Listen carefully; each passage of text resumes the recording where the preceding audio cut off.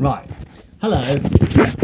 This is a web blog, okay? I've never done one of these before, so it's likely to be a complete and utter mess. But that doesn't matter. The reason, well, I'm just having a laugh, really.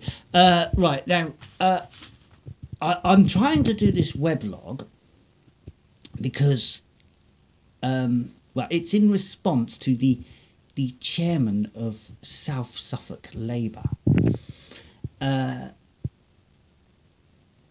Due to a couple of his tweets to young James Harding, a Conservative Party activist, James Harding said to him that the Labour Party has never done anything for him. Now, naturally, the Labour Party hasn't done anything for him.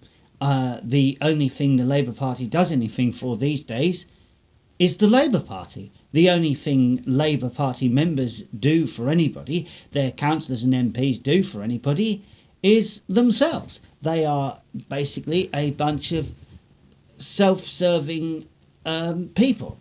And the shadow cabinet is full of millionaires, and the last Labour government had more millionaires in its cabinet than any previous government. But that's another matter.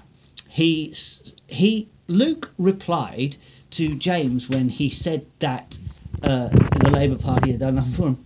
You must be a toff.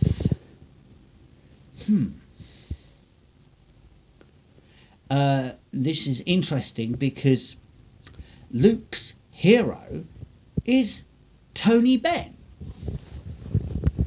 Now, as Labour politicians go, I had a lot of respect for Tony Benn.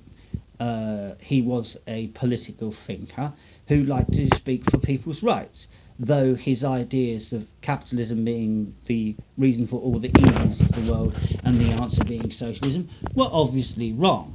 And he was a toff. Benn was a toff. He gave up his peerage, but he never gave up his estate and all the money there in it.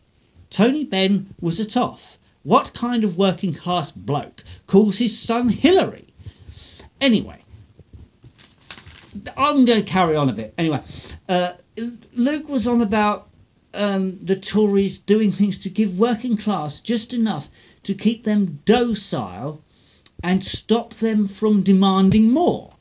And it comes out with all this kind of stuff about, you know, these evil capitalists planning on doing things to keep the working class under. It was all like something I'd read in a book, and I suddenly realised what the book was. Here it is. Got that? Yep. This is where I was reading it. Now, like Luke, went to university, then became a teacher, and has not really experienced real life for most working class people, Karl Marx had no experience of real life either. He never did a day's work in his life and was bankrolled by his mate Engels. All he did was write stuff about things he knew nothing about while being bankrolled by his mate Engels and not actually doing a day's work. Engels, coincidentally, never did a day's work in his life either, and basically lived off the earnings of his dad, who owned a factory. So we have the classic case of socialists living off capitalist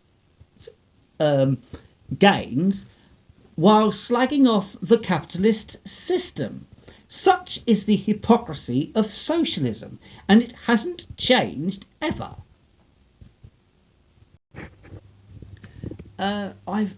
Luke also has a blog which is very much like his Twitter account, actually, just full of cliche Marxist rhetoric. Someone who doesn't know about life quoting somebody else that didn't really know a lot about life.